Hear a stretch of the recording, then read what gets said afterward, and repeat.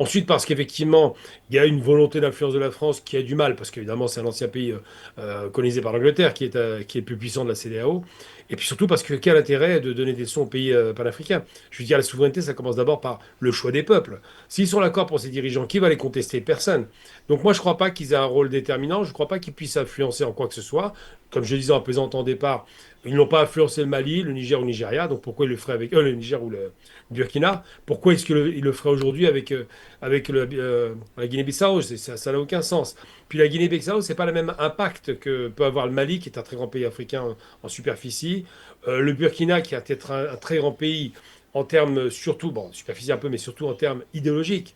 C'est quand même le pays de Sankara, donc c'est pas rien, hein, l'ex-Haute-Volta. Et donc, non, je crois pas du tout que ça puisse influer. Et puis on voit bien qu'en fonction des intérêts, ils n'ont pas les mêmes pressions. Par exemple, sur la question, quand Mohamed Bazoum a été écarté au Niger, on voit bien qu'il y avait un moment d'énervement démarrage, mais finalement l'intérêt du Nigeria l'a emporté sur la volonté de vouloir en découdre avec les militaires qui ont pris le pouvoir. Donc je ne crois pas du tout en cela. Je pense qu'aujourd'hui le réalisme s'installe, l'expectative s'installe, les populations sont dans l'espoir d'eux, de changements réels. Ces pays sont largement sous-développés et trop sous-développés alors qu'ils ne devraient pas l'être, hein, vraiment et clairement, et que ces pays mettent tous leurs espoirs dans des dirigeants qui sont éclairés. Donc, s'ils sont capables à la fois de garantir la paix civile, ce qui est important, c'est essentiel, la sécurité, l'intégration régionale réelle avec le bannissement de la monnaie imposée par la France, et puis la volonté de travailler entre Africains frontaliers quand même, parce que c'est quand même, en gros, je parle des trois pays de l'AES, mais même le Sénégal, même si bon an, mal an, il y a des bonnes positions ou pas, une chose est certaine, c'est qu'il y a une logique d'intégration régionale, de volonté d'échange. Et donc, si ces pays sont capables de créer ces conditions-là, eh bien, leur pari sera gagnant. Il faut que les dirigeants soient à la hauteur. Il faut que les ambitions soient à la hauteur, même plus qu'à la hauteur, dépasser leurs ambitions. Et il faut faire en sorte, effectivement, que ce pari risqué aujourd'hui devienne un pari gagnant demain. Mais est-ce que la CEDEAO va intervenir? Non, je ne crois pas du tout. Je ne crois pas que la médiation, de toute façon, c'est une fausse médiation, aura un impact. Je ne crois pas que, de toute façon, quelqu'un qui vous dit faites ceci, faites cela de façon impérative puisse obtenir des résultats. Je ne crois pas non plus. Donc, on oublie la CEDEAO. Elle est juste là pour la décoration. Le plus gros risque, en vérité, ne vient pas de la CEDEAO. Il viendrait plutôt de la France, du Portugal peut-être, pourquoi pas, peut-être qu'il y a encore un peu d'influence en Guinée-Bissau, des États-Unis qui voient d'un très mauvais œil le déploiement des Chinois et des Russes dans la région, et puis d'autres pays qui seraient intéressés, limitrophes, par peut-être une influence élargie de leur propre politique, ou une crainte, comme par exemple d'un truc qui a été reconduit aux élections de façon catastrophique. Je parle de la Côte d'Ivoire où lui, vraiment, c'est la caricature de la dictature déguisée. Eh bien, ces pays-là sont inquiets parce que les populations de ces pays observent avec beaucoup d'attention ce qui se passe dans l'AES. Observent la réussite et les échecs, parce qu'il peut y avoir des échecs, évidemment, mais observent surtout l'idée de se dire, ah, ils sont chez eux maintenant, ils se sentent chez eux, ils sont souverains, ils parlent de leur propre chef. Est-ce qu'ils sont influencés? Peut-être, mais aujourd'hui, et c'est vrai de le rappeler, les peuples sont importants, ils sont sous le regard des peuples. Et s'ils n'obtiennent pas de résultat, bah, le risque, c'est que ces mêmes pouvoirs, s'ils sont impopulaires, finissent par tomber. Je reste avec vous, Monsieur Gamalabina. Quel rôle jouent même justement ces réseaux de trafic et les circuits d'influence dans cette crise? Vous savez, le monde s'est redéployé avec cette fracturation en 2022 avec la Russie qui intervient en Ukraine à la suite de provocations. Il faut rappeler quand même que les Russes sont provoqués sur leur territoire, hein.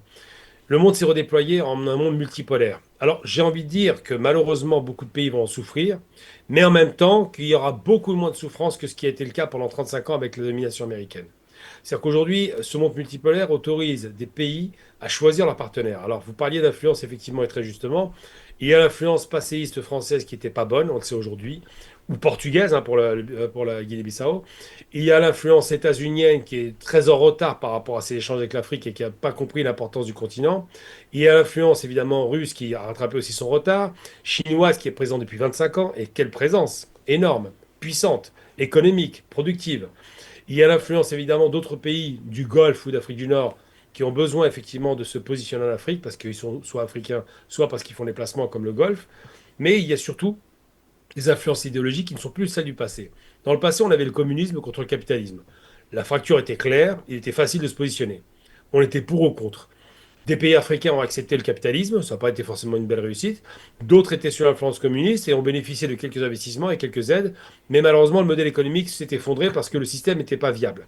Aujourd'hui, on est passé à autre chose. On est passé à l'ultralibéralisme, donc le capitalisme violent et sauvage, face à une forme de capitalisme souverainiste ou sous contrôle de l'État, comme on le voit avec la Chine ou la Russie, où les tycoons, les grands capitalistes, les grands usurpateurs ou les possédants extrêmes n'ont pas le pouvoir dans ces pays-là.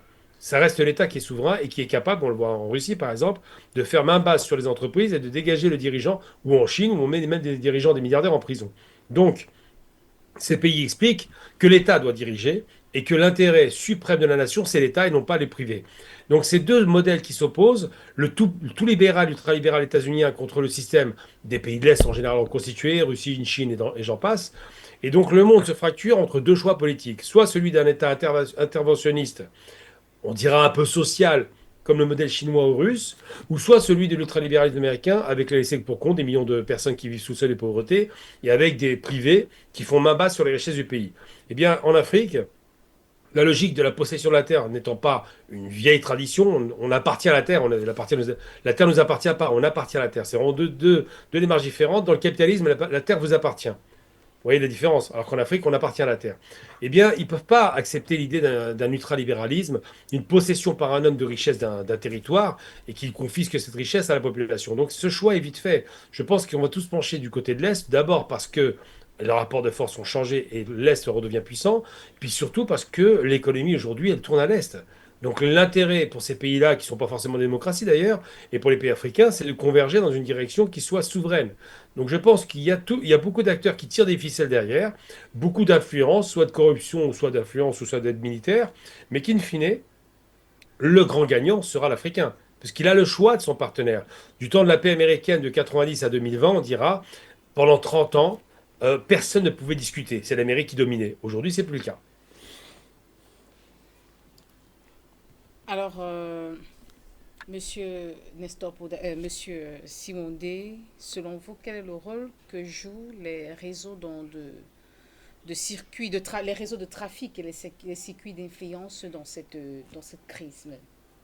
Justement, cette question-là, c'est même une question très importante.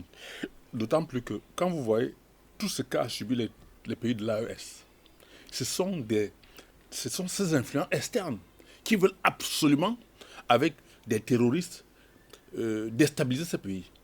Et c'est pour ça que si les peuples africains ne se prennent pas en charge pour arracher leur indépendance, leur autonomie, et on va dépendre continuellement de ces pays, on est en danger. D'autant plus que quand vous voyez ces pays arriver en Afrique, quand ils viennent, leur premier objectif, ce n'est pas de développer l'Afrique, c'est de prendre les ressources de ces pays. Et c'est pour ça qu'ils font tout et tout pour venir vous parler de la démocratie dans tous les pays africains. Or, il n'y a aucun, on n'a jamais bâti un seul pays avec la démocratie. Ce n'est pas possible. Dans le livre que vous voyez, que vous avez en main là, c'est un livre qui vous parle de tous les Noirs qui ont inventé tout ce que nous consommons aujourd'hui. Et ce n'était pas avec la démocratie. C'était avec, ça dit qu'ils sont dans les difficultés, ils réfléchissent comment faire pour s'en sortir et ils créent des choses. Mais malheureusement, quand ils créent, on ne brevette pas ces histoires à leur nom.